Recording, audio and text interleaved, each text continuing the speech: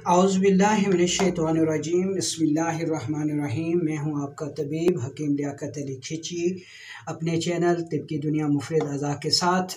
और आज का हमारा जो टॉपिक है वो है अफ़आलुल अज़ा पर, यानी हमारे जो जिस्मानी अज़ा हैं, पुर्ज़े हैं, ये क्या क्या काम करते हैं।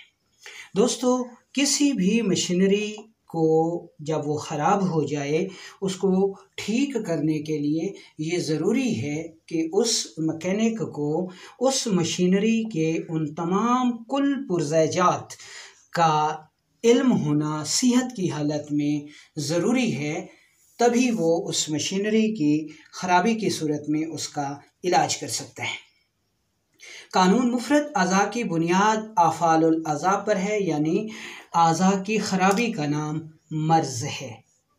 कानून मुफ़रद अज़ा में अज़ा की ख़राबी ही मर्ज़ समझी जाती है।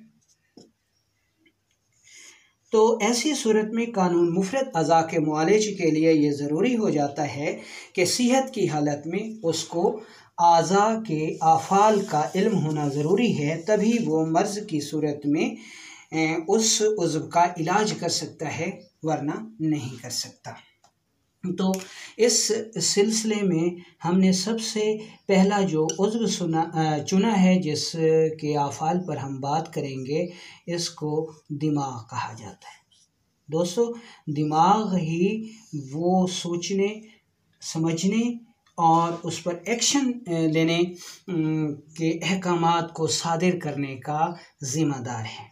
यानी उर्फ़ आम में इसे एहसासात का नाम दिया जाता है कि हमारा जो दिमाग है उसका जो काम है वो एहसासात करना है, यानी पूरे जिस्म के कुल पुर्ज़ेजात की ख़बरें इकट्ठी करना कि उनको किस किस चीज़ की ज़रूरत है, ये दिमाग का काम है।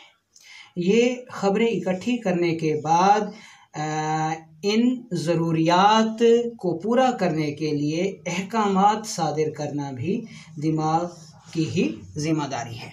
यानी दिमाग जो है वो जो फ़ेल सर अंजाम देता है, उसमें एक तो है कि वो तमाम जिस्म की ख़बरें इकट्ठी करता है, और दूसरा इन ख़बरों के ऊपर जो है वो अहकामात सादिर करता है। इस तरह जिस्म की जो ज़रूरत है, जिस्म की जो मशीनरी है, वो चलती रहती है। इसी दिमाग की ख़सूसियात की बिना पर ही इंसान को जो है वो अशरफुल मखलूक़ात कहा जाता है। ये तो हो गए इसके आफ़ाल। अब हम मज़ीद आगे चलते हैं। दिमाग जो है, ठीक है जी, फ़र्ज़ करें कि ये जो है ये हमारा दिमाग है, ठीक है। हमारा ये जो दिमाग है ये दो हिस्सों पर मुश्तमिल होता है। एक हिस्से को ख़बरसां असाब कहते हैं, इसका ताल्लुक़ जो है वो जिगर के साथ होता है। ख़बरसां असाब जो हैं, इनका काम ये है कि ये पूरे जिस्म में फैले हुए कुल पुर्ज़ेजात की ज़रूरियात की ख़बरें इकट्ठी करते हैं और अपने मरकज़ दिमाग को पहुंचाते हैं। दिमाग इन ख़बरों के ऊपर अहकामात जारी करता है। तो जिन असाब के ज़रिए वो अहकामात जारी करता है उसको हुक्म रसां असाब कहा जाता है।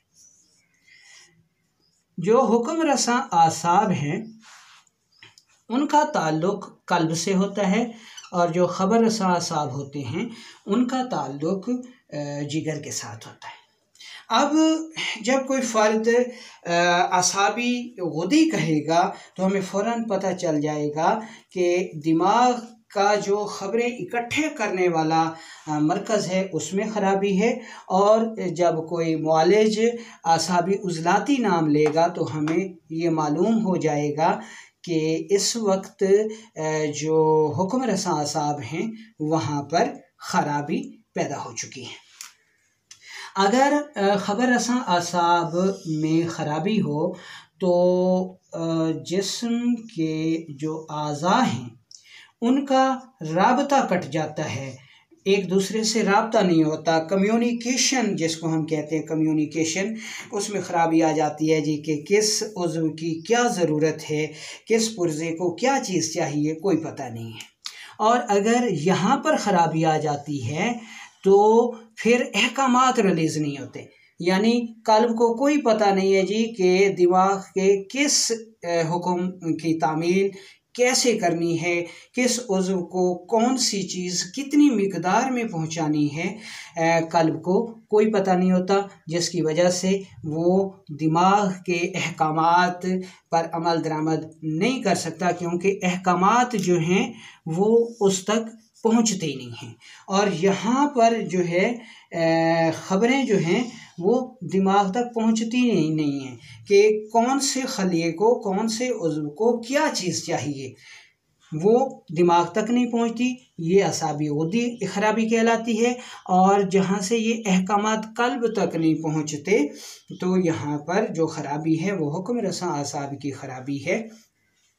अब मुआलिज जो है वो नब्ज़ के ज़रिए इन सारी चीज़ों का तयन करता है, ख़राबी को तलाश करता है और फिर इसे दूर करता है। ये तो हो गई एक हवाले से एक ऐसी मिसाल जो हमने आपको बताई है। तो उम्मीद है कि आपको ये यहाँ तक समझ आ गया होगा।